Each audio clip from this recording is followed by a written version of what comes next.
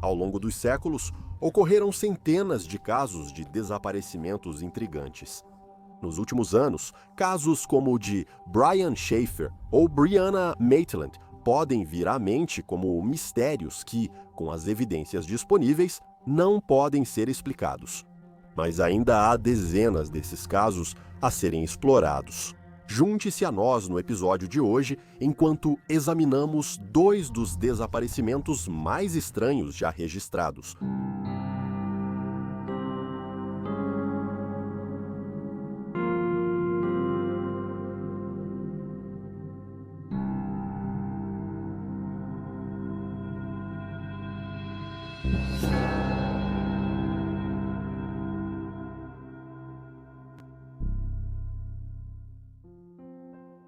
Juan Pedro Martínez Gomes. No verão de 1986, Andrei Martínez, um caminhoneiro, recebeu a tarefa de transportar cerca de 20 mil litros de ácido sulfúrico da cidade espanhola de Los Canovas até a cidade portuária de Bilbao. De vez em quando, Andrei levava sua esposa, Carmen Gomes, junto com ele, e nessa viagem em particular, ele decidiu levar tanto Carmen quanto o filho do casal, Juan Pedro Martínez Gomes, de 10 anos, como recompensa pelos esforços recentes do menino na escola, que lhe renderam boas notas. A viagem era esperada para ser igual a qualquer outra que Andrei já havia feito, mas, na manhã de 25 de junho, tomou um rumo trágico. Testemunhas relataram ter visto o caminhão dirigindo de forma irregular por volta das 6 horas, enquanto passava pelo desfiladeiro de Soma Sierra, em Madrid. Enquanto dirigia a 138 km por hora, o caminhão de Andrei forçou um veículo a sair da estrada, raspou em outro, arrancou o retrovisor lateral e continuou acelerando, como se os freios não funcionassem direito, na estrada sinuosa de montanha. Por fim, o caminhão fez uma curva brusca, derrapou e colidiu. O veículo ficou completamente tombado, perfurando a cisterna que continha o ácido sulfúrico, que então começou a vazar pela estrada. A Guarda Civil chegou rapidamente ao local e foi obrigada a agir com rapidez para evitar um desastre ecológico, já que o local do acidente ficava próximo a um rio e havia preocupação de que o ácido se espalhasse para o corpo d'água. Milhares de quilos de cal foram trazidos para a área afetada e, junto com areia, foram espalhados para absorver o ácido. Socorristas sofreram queimaduras por ácido tóxico no incidente e ao menos 3 moradores próximos ficaram temporariamente sem água. Após a neutralização do ácido, os socorristas conseguiram acessar a cabine do caminhão e encontraram os corpos de André e Carmen. O casal, infelizmente, faleceu no acidente, enquanto o vazamento de ácido já começava a afetar seus corpos. Demorou horas até que seus corpos fossem removidos com segurança. No início, as autoridades não sabiam que Juan Pedro, de 10 anos, estava no caminhão com os pais. Só descobriram a presença dele quando avisaram a mãe de Carmen sobre o acidente, pois ela perguntou: "E a criança? Por favor, me diga que a criança está bem." Ao saber de um menino desaparecido, as autoridades iniciaram uma busca intensa por ele. Eles vasculharam a área em um raio de 29 quilômetros, usando cães farejadores e helicópteros, além de buscas a pé, mas nenhum sinal de Juan Pedro foi encontrado. A única prova de que ele esteve no veículo eram roupas e fitas cassete infantis. Como ele não poderia usar o cinto de segurança na cabine, já que havia apenas 2, houve alguma especulação de que ele teria sido lançado para fora do caminhão quando ele bateu, mas nenhuma evidência foi encontrada para apoiar essa ideia. Havia também a teoria de que ele chegou ao rio próximo, mas não havia sinal dele lá. As autoridades até trouxeram máquinas para ajudá-los a peneirar a areia e a cal, caso o corpo dele estivesse enterrado embaixo, mas ainda assim não havia nenhum vestígio dele. Sugeriu-se que seus restos foram dissolvidos por ácido. Porém, especialistas explicaram que o ácido sulfúrico leva dias para consumir um corpo, que precisa estar totalmente submerso. Portanto, o corpo de um menino de 10 anos não desapareceria em poucas horas. Enquanto as buscas por Juan Pedro continuavam, os peritos voltaram sua atenção para o caminhão para descobrir o que exatamente deu errado naquela manhã. Apesar dos relatos de testemunhas oculares que acreditavam que os freios do veículo estavam falhando, foi constatado que os freios estavam em perfeito estado de funcionamento. Além disso, o caminhão havia passado recentemente por uma inspeção de segurança e uma revisão, ambas realizadas em preparação para a viagem. Ao examinar o tacômetro do caminhão, que mede a velocidade, os investigadores reconstruíram a jornada da família. A viagem teria iniciado às 19 horas do dia anterior, com paradas às 21 horas, 0 horas 12, 3 horas, 4 horas e 13 e 5 horas. A última parada ocorreu às 5 horas e 20, quando a família tomou café perto da rodovia N1, e várias pessoas notaram Juan Pedro usando moletom vermelho. Um exame adicional do tacômetro também revelou algo estranho. Nos últimos 80 minutos da viagem, o caminhão parou 12 vezes, mas cada parada foi extremamente breve, variando de apenas alguns segundos até 20 segundos. Os investigadores notaram que não havia congestionamentos, acidentes ou outros motivos para as paradas naquela manhã. Até hoje, muitos ficam intrigados sobre por que a direção de André foi tão irregular. Cerca de um ano após o incidente, o caminhão foi totalmente desmontado e vestígios de heroína foram encontrados na parte do tanque do caminhão. Apesar de Carmen e André não terem antecedentes criminais, familiares contaram depois à polícia que André foi forçado diversas vezes por uma quadrilha local a levar heroína ao norte da Espanha. Isso fez a polícia especular que Juan Pedro foi levado na viagem para protegê-lo, não como recompensa por suas boas notas. Eles sugeriram que o acidente pode ter sido causado pelo nervosismo de André ou por ele perseguir um veículo que sequestrou seu filho para garantir o cumprimento do trabalho. Nessa época, testemunhas relataram que viram um menino entrando em uma van branca com uma idosa e um homem de meia idade após o acidente. Houve algumas especulações de que o menino seria Juan Pedro, que ele teria sido sequestrado ou talvez até levado para um local seguro para evitar que fosse sequestrado antes do acidente acontecer, o que poderia explicar as paradas que a família fez na hora anterior. Veículos de notícias espanhóis também relataram que outra testemunha acreditava ter visto Juan Pedro pessoalmente alguns meses após a morte dos pais dele. A dona de uma autoescola relatou à polícia que uma idosa cega entrou em seu prédio pedindo informações para chegar à Embaixada dos Estados Unidos. Ela estava com um menino que parecia desorientado. Ele também achava que a mulher mais velha era a mesma vista perto da van branca por outras testemunhas. Infelizmente, a mulher, o menino e o homem de meia idade nunca foram localizados. Da mesma forma, embora a polícia tenha tentado encontrar a van, que foi descrita como uma Nissan Venet branca, eles nunca conseguiram ligar esse veículo ao caso. Juan Pedro continua desaparecido.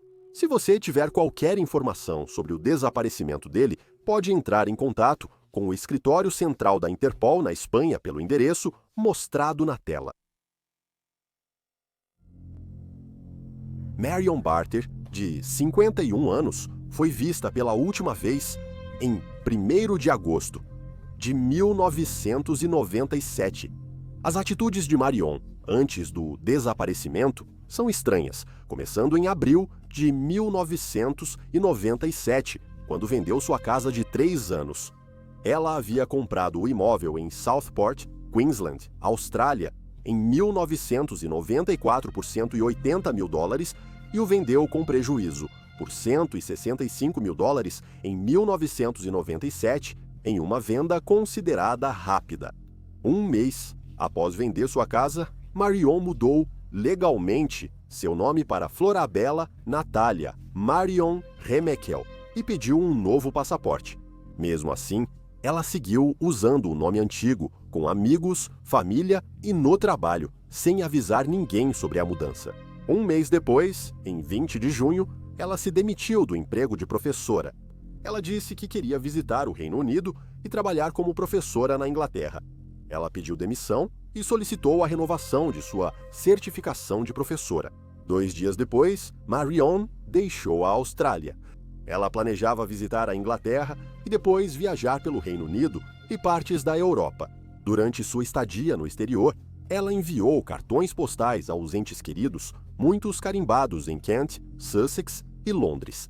Ela foi ouvida pela última vez em 1º de agosto ao ligar para a filha, Sally Leyden, dizendo que queria prolongar a estadia em Kent. Ela havia feito planos para viajar no Expresso do Oriente, mas decidiu remarcar sua próxima reserva para poder permanecer mais tempo na Inglaterra. Marion nunca mais foi vista ou ouvida. Os filhos só se preocuparam com ela em outubro de 1997, quando não ligou para parabenizar o filho pelo aniversário. Sally decidiu consultar o banco da mãe para saber se houve movimentação recente na conta. Foi aí que ela descobriu que a conta havia sido esvaziada em mais de $80 mil em 5.000 entre agosto e setembro daquele ano. A maior parte do dinheiro foi retirada em 3 agências, a primeira em Byron Bay, Nova Gales do Sul, e as outras 2 em Burleigh Heads e Ashmore, Queensland. Sally também descobriu, ao investigar mais a fundo e conversar com um amigo que tinha na alfândega, que na manhã de 2 de agosto de 1997, o passaporte de Marion chegou de volta à Austrália via Brisbane, apesar do fato de que um dia antes, Marion havia dito a Sally que planejava estender sua estadia na Inglaterra. Sally procurou a polícia com suas informações, mas foi ignorada e a investigação foi mal conduzida. Sally lembrou que, sem ao menos ver sua mãe ou conseguir falar com ela por telefone, a polícia disse que Marion estava viva e bem e que não queria ser contatada. Eles então se recusaram a registrar o boletim como um caso de pessoa desaparecida, marcando-o apenas como uma ocorrência. Sem surpresa, a família dela ficou furiosa com o tratamento do desaparecimento e o pai de Marion foi ao Departamento de Pessoas Desaparecidas do Exército da Salvação pedir ajuda para encontrá-la. No entanto, o Exército da Salvação também ajudou pouco e só contribuiu com mais confusão e desinformação para o caso. Segundo Jack Wilson, pai de Marion, em março de 1999, quase 2 anos após o desaparecimento dela, ele recebeu uma carta do Exército da Salvação, informando que um policial conversou com um segurança do Colonial State Bank em New South Wales. O segurança alegou que ela havia falado sobre começar uma nova vida. Eles disseram que, em 1997 anos antes do desaparecimento, ela sacou todo o saldo da conta em Ashmore. Essas inconsistências fizeram Jack concluir que o desaparecimento da filha não era levado a sério pelo Exército da Salvação. Anos depois, a organização pediu desculpas e admitiu que nunca localizaram Marion e não tinham certeza da veracidade das declarações que ela supostamente teria feito no banco. Marion permaneceu sem contato pelos 10 anos seguintes. A filha dela se casou em 1998 e, em 2001, nasceu sua primeira neta. Mesmo assim, não havia sinal da mãe dos 2 filhos desaparecida. Nem em 2003, quando o pai e filho dela morreram, alguém soube dela. Em 2007, Sally procurou a Unidade de Pessoas Desaparecidas da Polícia Federal Australiana para solicitar um apelo por informações. A Polícia Federal Australiana decidiu usar o desaparecimento de Marion na campanha anual da Semana das Pessoas Desaparecidas, esperando obter novas informações. A polícia de New South Wales proibiu citar o caso dela no apelo, alegando necessidade de proteger a investigação. Sally disse que já havia falado com policiais de New South Wales antes e eles afirmaram que não havia investigação ativa, tornando a alegação muito estranha. Em 2009, um investigador de casos arquivados descobriu que ela mudou de nome em maio de 1997, poucos meses antes do desaparecimento. Esse detetive também descobriu que quando ela retornou à Austrália, em 2 de agosto de 1997, sua ficha da alfândega indicava que ela era uma dona de casa casada, vivendo em Luxemburgo, e que planejava ficar na Austrália por apenas 3 dias. 11 dias após chegar, em 13 de agosto, o cartão do Medicare dela, ainda com o nome Marion Barter, foi usado em Grafton. Após isso, o passaporte de Marion não foi mais usado no exterior e seu cartão do Medicare não foi utilizado novamente. Em 2010, um investigador considerou que Barter, mulher desaparecida, poderia ter sido morta e enterrada perto da Universidade de New England em Armadale, Nova Gales do Sul. Essa informação foi enviada à polícia por denúncia anônima 8 anos antes, mas aparentemente nunca investigada. O detetive levou um cão farejador à área e buscou restos mortais por 2 dias, mas não achou nada. No ano seguinte, a unidade de pessoas desaparecidas de Byron Bay removeu Marion do registro estadual de pessoas desaparecidas de Nova Gales do Sul. Gary Sheehan, ex-responsável pelo caso, disse que recomendou a remoção porque Marion tentou mudar de identidade e recomeçar longe da família e amigos. Em 2013, Sally foi contatada no Facebook por alguém chamado Clark Hunter. Hunter enviou uma mensagem: "Natalia está viva, mas você nunca mais a verá. Ela não quis desaparecer, foi forçada." Sally depois fez uma captura de tela da mensagem e entregou às autoridades, mas essa pista nunca foi investigada. Anos se passaram sem nenhum progresso no caso. O caso de Marion Barter foi amplamente ignorado pelas autoridades, que não demonstraram interesse em seguir pistas ou procurar por seu paradeiro. Apenas em 2019 houve mudança, quando a unidade de pessoas desaparecidas de Nova Gales do Sul foi dissolvida. A unidade de revisão de homicídios da Polícia Federal australiana reabriu o caso e incluiu Marion de novo no Registro Nacional de Pessoas Desaparecidas.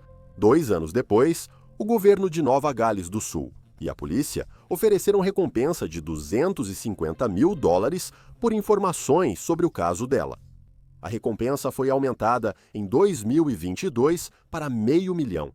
A investigação sobre o desaparecimento de Marion iniciou em 2021 e seguiu em 2022.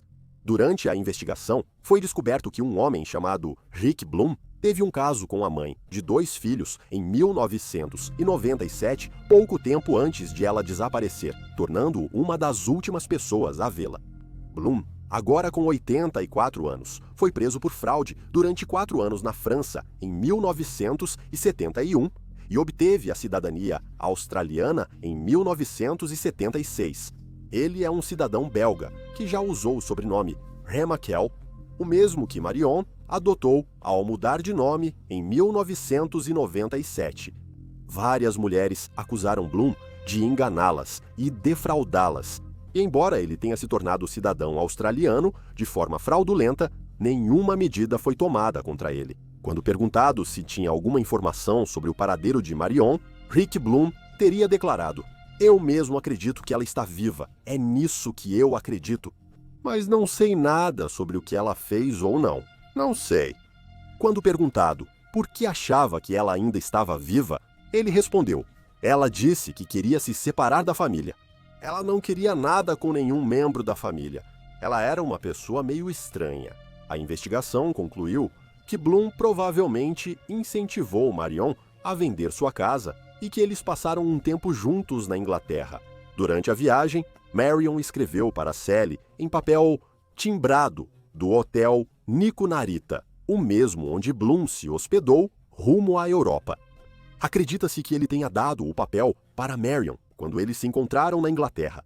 Foi revelado que Bloom incentivou Marion a sacar $80 mil na volta à Austrália, quantia transferida para uma conta desconhecida 2 meses depois. Bloom disse que viu Marion pela última vez quando ela foi buscar baús de chá em sua casa, 3 semanas antes de ir ao Reino Unido, acompanhada de um homem que ele achou ser oficial da Marinha, ou piloto pelo uniforme. No entanto, o legista considerou essa afirmação implausível. A legista apresentaria seu veredito até 30 de novembro de 2022, mas, no dia 29, anunciaram que as conclusões foram anuladas e o inquérito só terminaria após novas investigações. Em 29 de fevereiro de 2024, Marion Barter foi oficialmente declarada falecida. Sem corpo ou como saber quando Marion morreu, a legista concluiu que ela faleceu após 15 de outubro de 1997. A investigação concluiu que Bloom sabia mais do que dizia, mas não recomendaram acusá-lo agora. O legista disse que nada do que falou deveria ser considerado sem confirmação. Foi recomendado que investigações adicionais fossem realizadas pela polícia. Sally Leyden ainda busca respostas sobre o caso da mãe. Ela participou do podcast Seven News, o desaparecimento da senhora, tentando trazer novas informações, e contou à mídia australiana quantas vezes foi alertada pela polícia para parar, dizendo: disseram várias vezes que odiavam o podcast e que ele causava danos. A polícia disse que o podcast atrapalhava e atrasava ainda mais a investigação, mas Sally acredita que ele traz visibilidade ao caso de sua mãe, negligenciado por décadas. Marion Barter segue desaparecida. Se souber algo sobre o caso dela, ligue para o Disque Denúncia 1800-3300. E aí estão os fatos. Por favor, deixe um comentário aqui embaixo com suas próprias opiniões e reações e lembre-se de curtir este vídeo e se inscrever para apoiar o canal. Obrigado por assistir, fique atento, fique seguro e até a próxima.